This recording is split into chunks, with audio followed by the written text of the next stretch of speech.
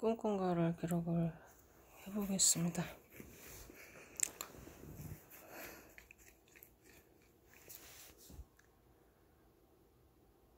내가 어느 길을 걷고 있는데 뒤에서 어떤 남자가 뭐라고 그래요. 기억이 잘 안 납니다. 안 나고. 그래서 내가 뒤를 돌아가지고 진흙볼발을 밭을 막 걸어가. 그러다가 신발 하나가 진흙에 처박혀서 발에서 떨어져 나갔습니다. 신발, 오른쪽 신발. 그래서 다시 그 진흙에 처박힌 물이 좀 진흙물이 묻었는데 그 신발을 발로 이렇게 발로 신어가지고 빼냈어요. 허리를 숙이고 손으로 빼지 않고. 그래가지고 내가 뭐라고 생각하냐면은 괜찮아, 조금 있다가 어디 가서 갈아 신으면 돼, 그때까지 참자, 이렇게 생각합니다. 진짜 신발꿈 많이 꿉니다. 신발꿈, 화장실꿈, 그런 거 많이 꿔요. 그리고 쭉 갔어요. 내가 생각을 해요. 이쪽 길로 가도 아까 내가 가려던 그 길로 갈 수 있어? 만날 수 있을까? 만날 수 있을 것 같아요. 옆집 반장님이 이 시간만 되면 어딜 나가네요. 2시 반 40분 2시 40분.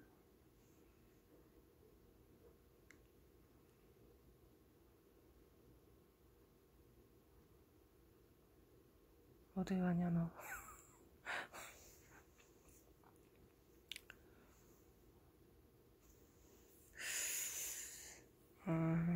그래서 계속 길을 앞으로 전진합니다. 길이 굉장히 쓸쓸한 길이에요.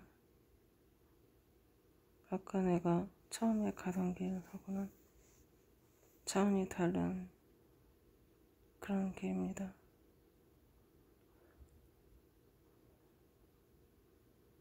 근데 가는데 무슨 부둣가 같은 그런 장소를 만나게 됩니다. 이정표가 써있고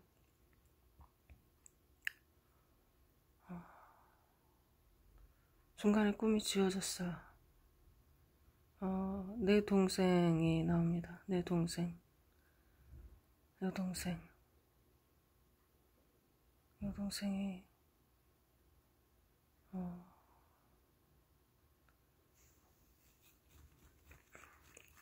네,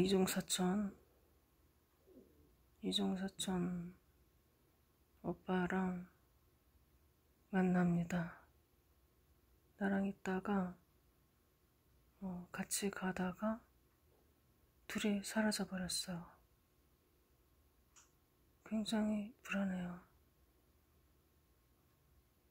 이것들이 무슨 일이 생긴 거야. 나는 둘이 같이 있으면 안 된다고 생각해요. 그래서 계속 내 동생한테 전화를 합니다. 전화를 안 받는 거예요. 저 앞에서 둘이 걸어옵니다. 내가 그래서 소리를 냅다 질렀어요. 동생 이름을 불렀어요. 그랬더니 나한테 옵니다.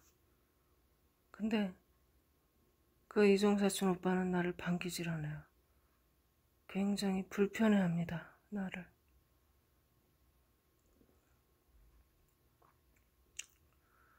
내 동생이 얘기를 해요. 어디 갔다 왔는지. 둘이서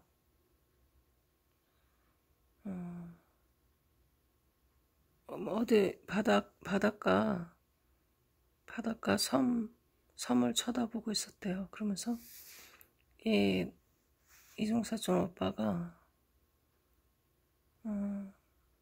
북한 어디 땅이다고, 저기는 북한 어디 땅이다고 거기를 가자고 했다는 거예요. 거기를 가자고. 그러는 찰나에 내가 소리를 질러가지고 자기를 불러가지고 여기로 왔다는 거예요. 북한을 갈 뻔했다는 겁니다. 그래가지고 내가 그냥 너무 화가 나가지고 막 쫓아댔습니다. 사촌 오빠를. 근데 꿈속에서 사촌 오빠는 가족으로 인식이 안 되고 꿈속에서는 원수로 인식이 됩니다. 그러면서 말도 안 되게 이 사촌 오빠가 내 동생하고 결혼할 생각을 하는 거예요. 꿈속에서. 계속해서 자기에게 소속됐다는 듯한 그런 행동을 계속합니다. 꿈속에선 참 이상해요. 현실에서는 절대 그런 일은 없습니다. 우리 사촌 오빠 결혼해서 잘 살고 있어. 네, 그런 사람이 절대 아닌데 꿈속에서는 이상하게 그렇게 나와요. 그래가지고 내가 못마땅해가지고 둘을 떼어놓으려고 생각하는데 내가 이제 교회를 갑니다. 교회를 가는데 거기도 둘이가 계속 쫓아오는 거예요. 나를. 그러면서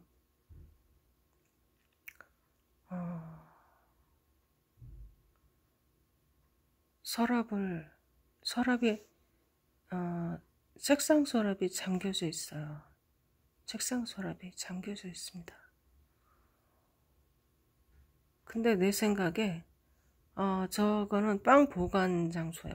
빵 보관 장소인데 지금 저 사촌 오빠가 빵을 만들어야 되는데 나랑 대판 싸우고 나가버렸습니다. 근데 지금 빵을 팔아야 되는데 빵 보관 장소가 있고 저 인간이 빵을 만들어야 되는데 안 만들고 말을 안 듣고 그래요. 엉뚱한 생각만 하고 내 동생을 어떻게 후려갖고 이용해 처먹을 생각만 하고 그러는 겁니다. 그래가지고 내가 어떻게 열었는지 그 자물쇠를 풀었어요. 빵이 얼마나 남았나 보려고. 그랬더니 하얀 찹쌀떡 하나 하고 뭐 다른 거 하나 하고 두 개밖에 안 남은 겁니다. 빵이. 큰일 났다. 빵을 어떻게 만들지? 이렇게 생각해요. 그리고 다시 자물쇠를 잠궈놓습니다. 내가 열어서 봤다는 거를 들통나지 않도록.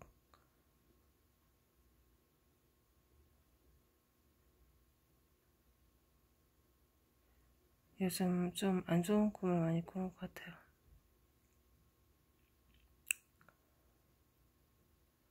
내가 그 사촌 오빠를 어떻게 때린 것 같아요. 발차기도 하고 확 심하게 때렸습니다. 내가 승질나갖고 죽어라고 팼어요. 그래서 이제 자기가 삐져갖고 나간 겁니다. 근데 자기는 자기를 옳게 생각을 하더라고요. 근데 내가 봤을 때는 내 동생을 이용해 먹고 있어. 근데 이 어리석은 여자, 우리 여동생은 어리석은 여자라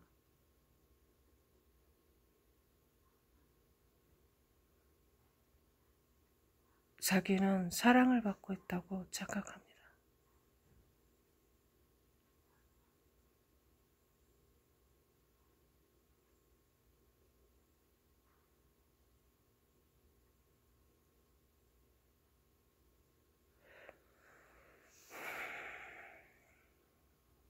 이런 문제가 만약에 현실 같다면요. 이런 어리석은 류의 여자들은 한번 된통 당해본 다음에 돌아오게 돼 있습니다. 주변에서 아무리 좋은 말을 해줘도, 조언을 해줘도 자기가 직접 눈에 콩깍지가 씌었기 때문에 소용이 없고 고생을 좀 해봐야 돼요. 내가 옛날에 어떤 일이 있었냐면은 우리 여동생이 고3 때 친구들이랑 서울에 놀러 갔다 왔는데 갑자기 뜬금없이 집에, 그때는 핸드폰이 없던 시절입니다, 전화가 오는 거예요. 나한테.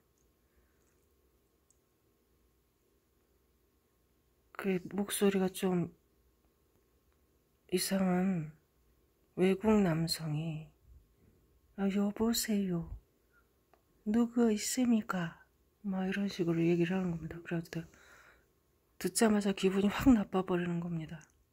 누군지 몰라요. 난 그 사람이 백인인지 흑인인지 누군지 모릅니다. 누구를 만나야 되는데 바꿔줄 수 있습니까? 그러는 겁니다. 그래가지고 내가 욕을, 소리를 냅다 지르면서 욕을 했습니다. 야, 이 쌍놈 새끼야, 너 누군데 어디다 전화질이야? 이 쌍놈 새끼야, 다신 전화하지 마. 야, 이 개새끼야, 막 그러면서 강하게, 아주 세게. 너 이 번호 어떻게 왔어? 이 쌍놈 새끼야. 너 한 번만 더 전화하면 내가 죽여버릴 거야. 너 찾아가서 내가 죽여버릴 거야. 이 쌍놈 새끼야, 전화하지 마, 이 새끼야. 진짜 죽여버리고 싶었습니다. 이유를 알 수가 없어요. 그랬더니 그쪽에서 그냥 전화를 끊어버리더라고요. 그래가지고 내가 여동생이 나중에 집에 왔길래 물어봤습니다. 외국 남자가 너 찾더라. 누구냐? 그랬더니 뭐라는지 아십니까? 터키인가? 터키인지 뭐 거기에 왕자님이 돼요. 터키 왕자님이 되는 거예요. 진짜 꼭지 돌아버려. 그래 내가, 야, 이 미친년아, 그놈의 왕자면 니는 공주냐?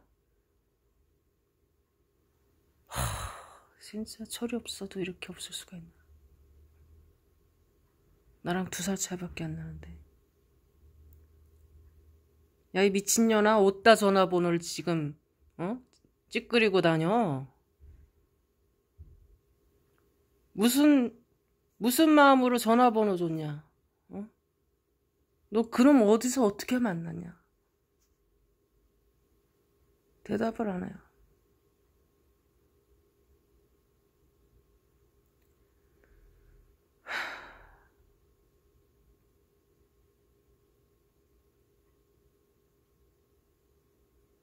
브로큰 소울입니다. 왜곡된 시각을 가지고 있어. 그리고 열등감으로 인한 왜곡된 시각이 교만으로 옵니다.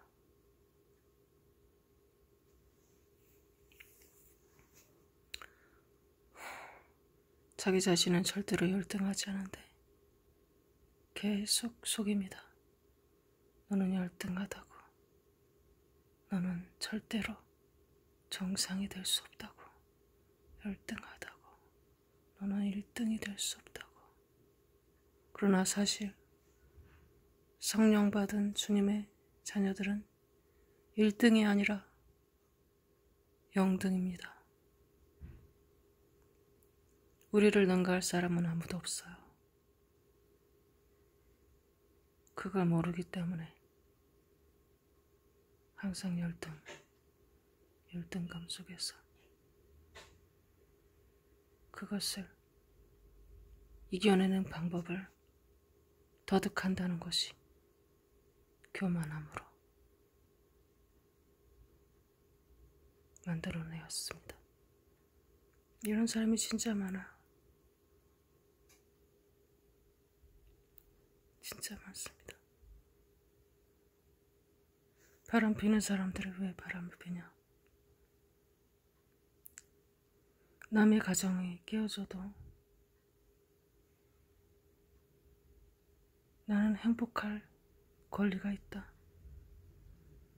저 사람이 불행해도 나는 행복할 수 있는 그런 권리가 있다 이거야.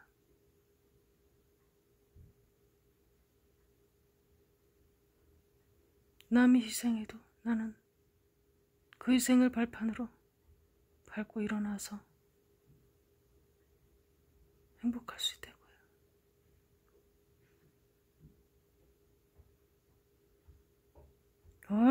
얼마나 교만하고 뻔뻔하고 그러다가 또 본정신 돌아오잖아요. 그러면은 바닥에 붙은 껌땅지 같이 자기를 취급합니다. 내가 그렇지, 나라는 인간이 그렇지. 그러면서 이게 조울증입니다. 이게 우울증과 조울증과. 그러면서 자살을 시도해. 자살을 시도해. 막 사단이 좁니다. 죽으라고. 계속 속삭을. 음란한 자들의 특징은 교만하고 뻔뻔스럽고 사망 귀신과 거지 귀신이 따라다녀.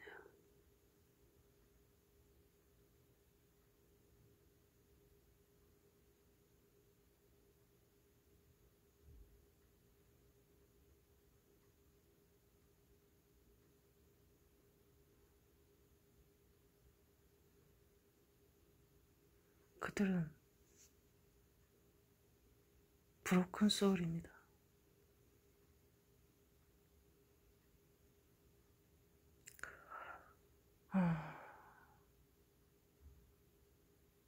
겉보기에는 몰라요. 그 가정 안에서 무슨 일이 발생하는지 전혀 알 수가 없습니다. 굉장히 사적이기 때문에 알 수가 없어.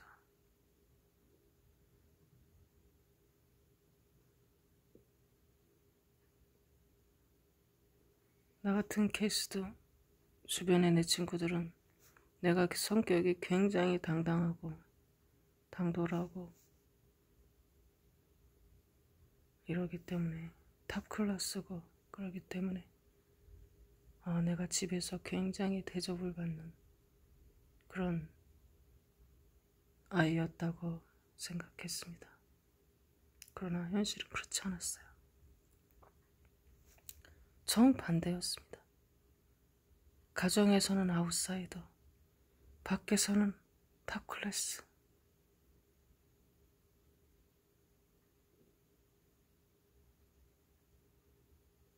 정반대. 남들은 정반대라는데 나는 또 그렇게 살아왔습니다. 상장 타도 집에 안 보여줘요.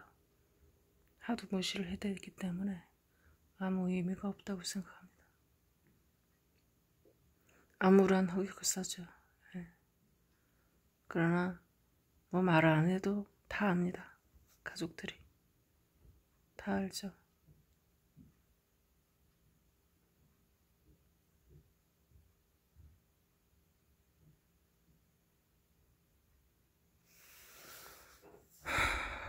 답답합니다. 답답해요. 이 주름을 어떻게 펼 것인가? 이 잘못 엇나간 인생의 주름을 어떻게 펼 것인가? 브로큰 소울은 태아 때부터, 신생아 때부터 만들어집니다. 미성숙한 부모에 의해서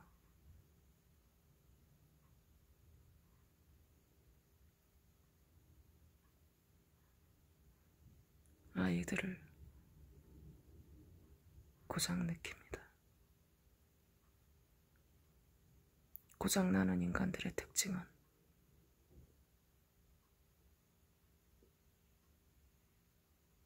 내가 살펴본 결과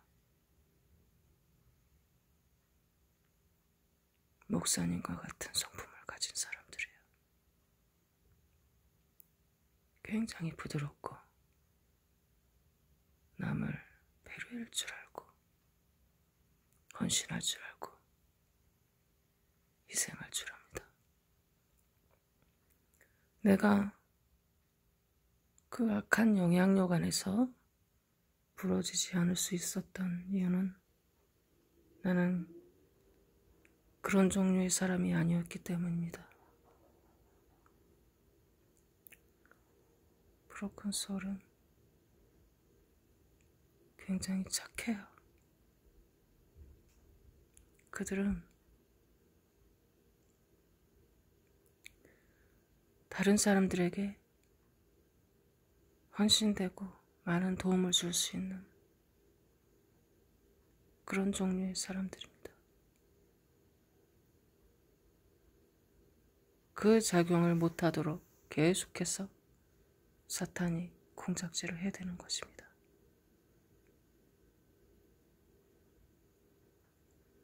아무리 적은 애기일지라도 부모가 말도 안 되는 잘못을 했다면 그 아이 앞에 무릎 꿇고 누워있는 애기 앞에서 사과하십시오.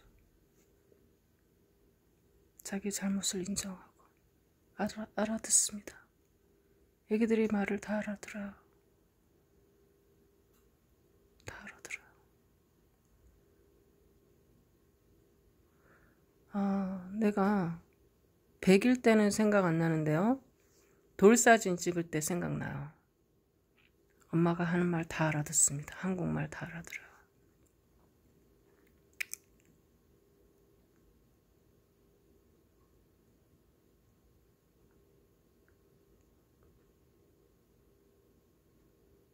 다 알아들어요.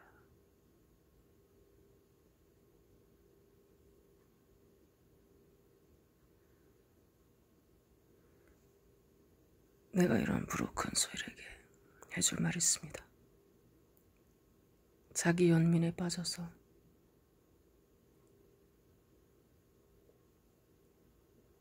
슬픔에 잠겨서 피해자의 억울한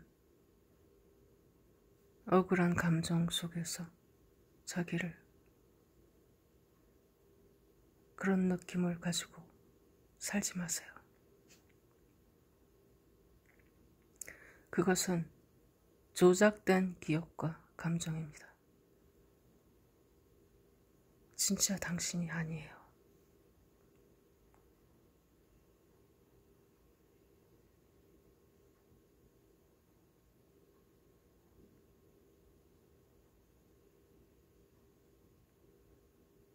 자기를 버려야 됩니다. 자기를 부인하고 자기를 버려야 사는 것입니다. 그래서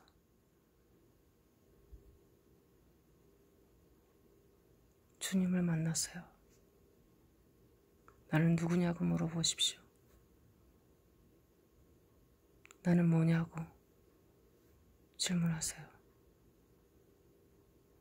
주님은 대답하실 것입니다.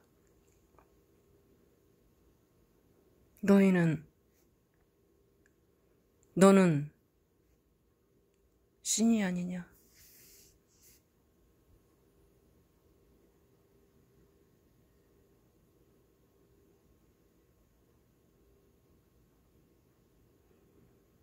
주님은 먼 미래에 있을 법한 일을 확 당겨서 마치 지금 일어나고 있는 일처럼 말씀하십니다.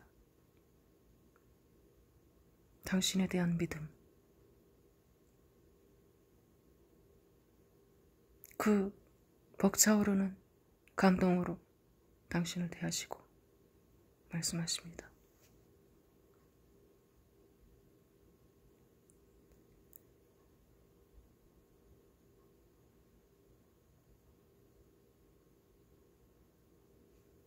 사단에게 충성했던 지난 과거를 회개하세요. 사단이 속살속살거릴 때 그것에 감동돼서 고개를 끄덕이고 사탄을 경배한 그런 책임없는 행동들을 회개하십시오. 사탄이 주는 그것이 부모의 메시지일지라도 자신을 저주하는 메시지에 한 번도 거부해 본 적 없고 그것에 예스하고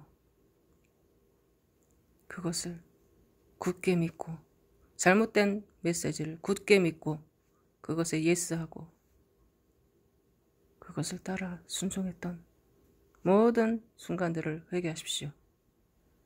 영은 순복하는 자의 종이 됩니다.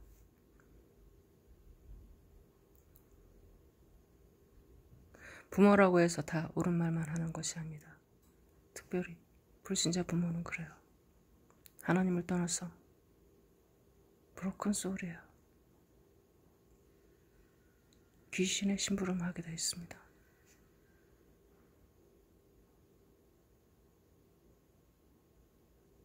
나는 그 현장을 옆에서 똑똑히 지켜봤습니다. 내 형제들이 어떻게 망가지는지 나는 똑똑히 목격했어요. 누차 말하지만 나라고 그들과 다른 환경에서 살았던 게 아닙니다. 달랐던 것 하나는 주님께서 나를 보호하시고 나는 대가 센 사람이야. 내가 더 강했단 말입니다. 그 이유 하나예요.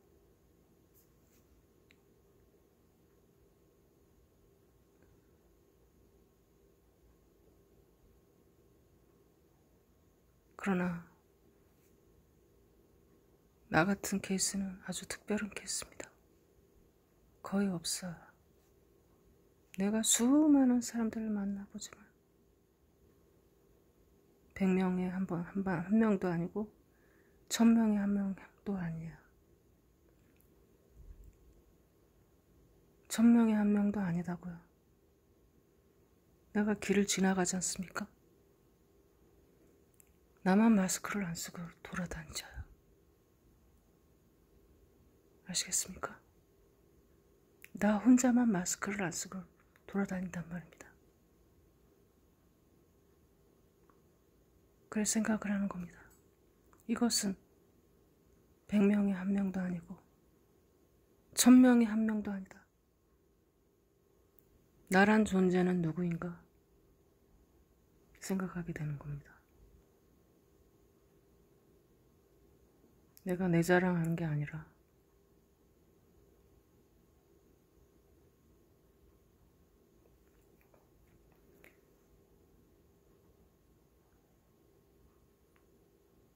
객관성을 가지고 얘기를 하는 거예요. 다 부서지게 돼 있어요. 다 부서지게 돼 있습니다. 안 부서지는 게 기적입니다.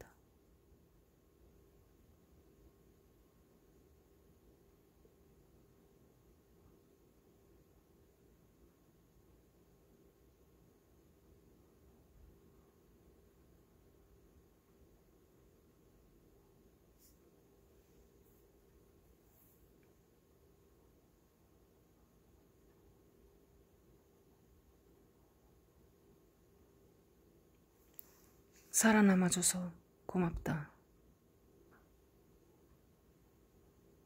주님이 내게 하신 말씀입니다. 죽지 않고 살아남아줘서 고맙다.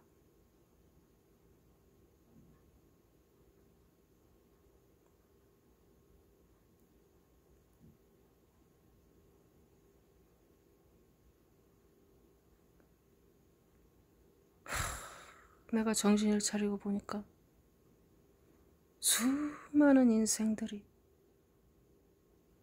지난 과거에 내가 고통받아왔던 그 고통 속에서, 그 고통의 늪에서 그렇게 고통받고 있습니다.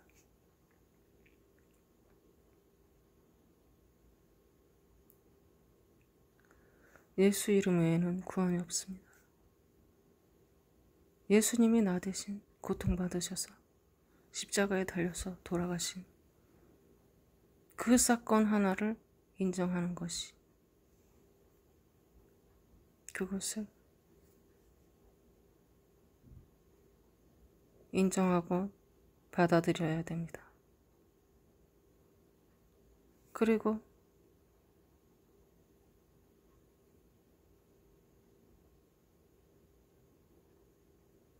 진정한 용서는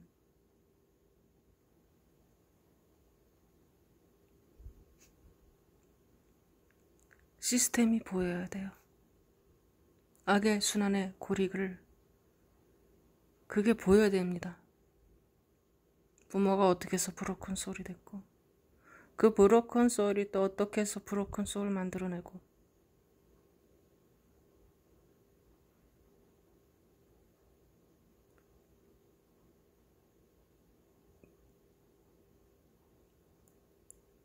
자식을 고장내키기는 쉽습니다. 너무너무 쉬워요.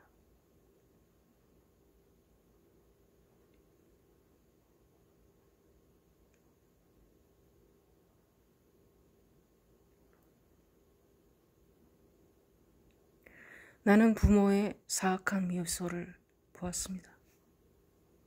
자식이 부서지는 것을 보면서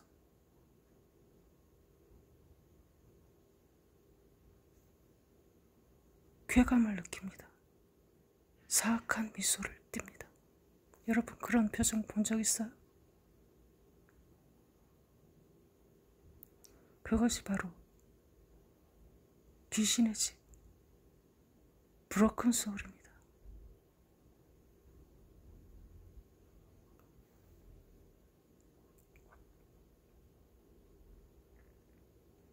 심리상담사 찾아가지 마세요.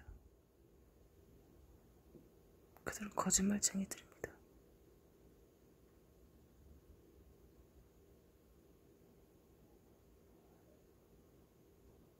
거짓말쟁이들이야.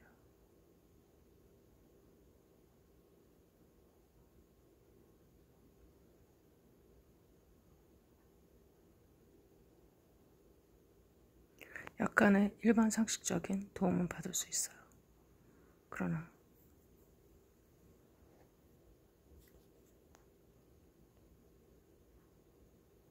깊은 핵심, 그것을 터치할 수는 없습니다.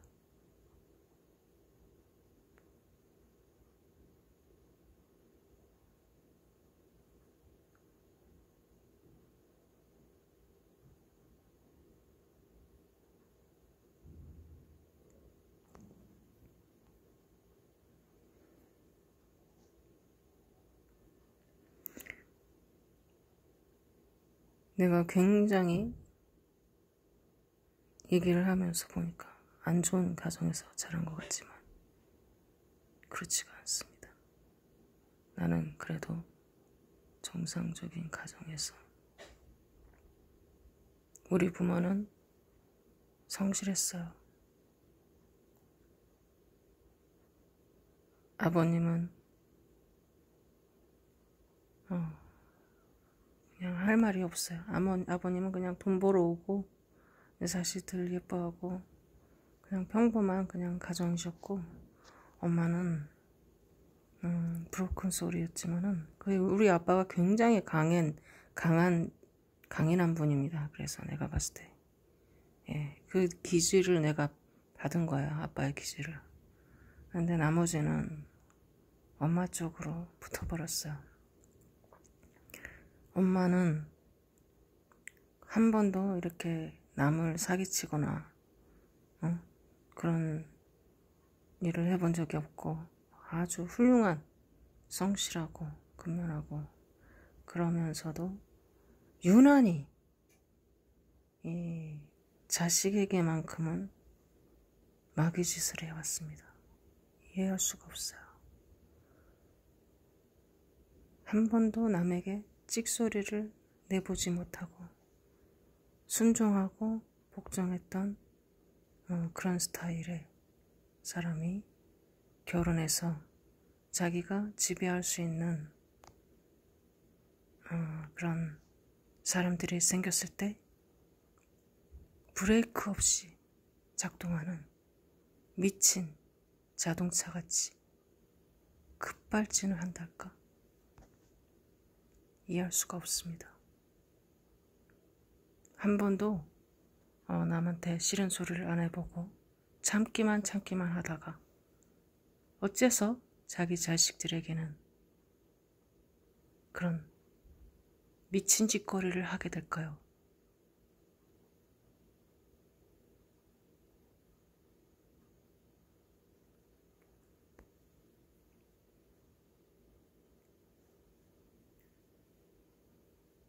물론 배움이 짧아서 그런 영향도 있긴 있습니다. 내가 우리 엄마를 보면서 느끼는 거는 뭐냐면은 자식에게 이렇게 고통을 주는 것이 인생의 예방접종을 해주는 것이다 라는 그런 사고를 가지고 있더라고요. 나는 알 수가 있었습니다. 그래서 애들한테 사랑을 주면서 이렇게 너그럽게 키우는 것보다 인생이 얼마나 험악한지를 알게 해주는 것이 더 이 아이들에게 좋을 거야 라는 생각을 가진 그런 분이셨습니다. 정반대죠. 정반대입니다. 그래 우리가 나는 아버지의 사랑을 많이 받았어요. 근데 어머니 사랑은 받지를 못했습니다.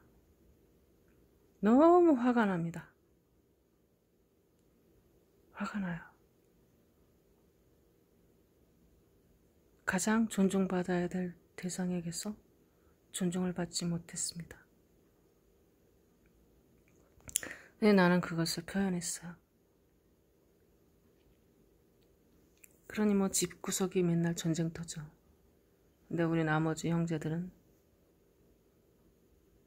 끝까지 그 잘못된 시스템 안에서도 엄마에게 사랑받기 위해서 사랑을 주지도 않는데 사랑받기 위해서 안간힘 썼습니다. 최선을 다해서 엄마에게 잘 보이려고 안간힘 썼어요. 그러나 그것이 오지는 않았습니다. 나는 당연한 거 아니겠습니까? 나는 형제들을 보면서 왜 저렇게 사는지, 니들은 도대체 왜 그러고 사는지 한심스러웠습니다. 그러나 반대로 그들은 나를 한심하게 생각했어요.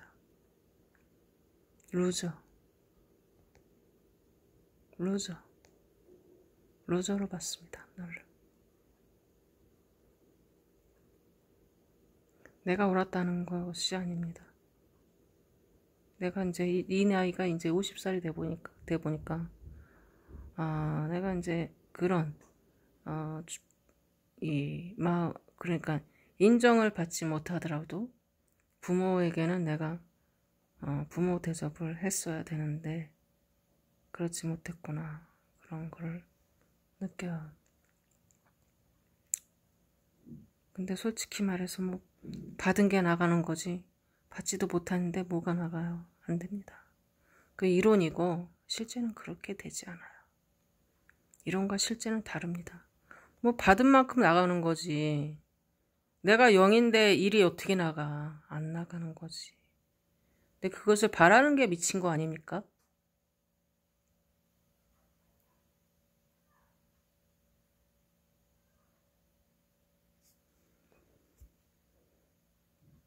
아무튼 이 꿈을 통해서 나는 다시 한번 브로큰 소울에 대해서 참 안타까운 심정입니다. 주여, 불쌍히 여기소서.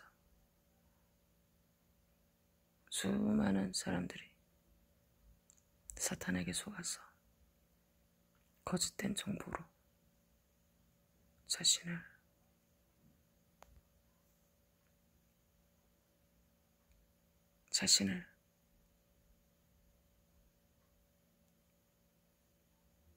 인생을 가짜로 채우고 있어. 주여, 불쌍히 여기소서. 너희는 신들이 아니냐. 이 말씀을 다시 한번 상고해 보게 해주십시오. 주여, 이 어둠의 구렁텅이에서 나를 빼내주셔서 감사합니다. 주님의 말씀을 듣고 순종하는 자들은 그 어둠에서 빠져나올 것이고, 주님의 말씀을 거부하는 자들에게는 두려움에는 형벌이 있을 것입니다. 주여, 자기 자신을 감옥에 꽁꽁 가둬놓는 이런 어리석음에서 도대체 어떻게 빠져나올 수가 있을까요? 이렇게 형성되어 버린 꽉 막힌 이런 상태를 어떻게 타개할 수 있을까요? 외부에서 도와줘야 됩니다. 외부에서. 자기 자신을 할 수 없습니다. 그러나 환자들을 보세요. 약을 안 먹습니다. 자기에게 도움되는 행동을 안 하려고 해요. 참 신기하지 않습니까? 밥을 안 먹어요. 밥이 보약인데 밥을 안 먹는다고요. 보십시오. 환자들 입을 꼭 다물고 열질 않아요. 어떻게 하면 좋습니까? 주여, 순종해야 됩니다. 주님의 말씀 안에 들어가서, 복음 안에 들어가서 순종해야 됩니다. 자기를 부인하고. 불쌍히 여기소서. 주여,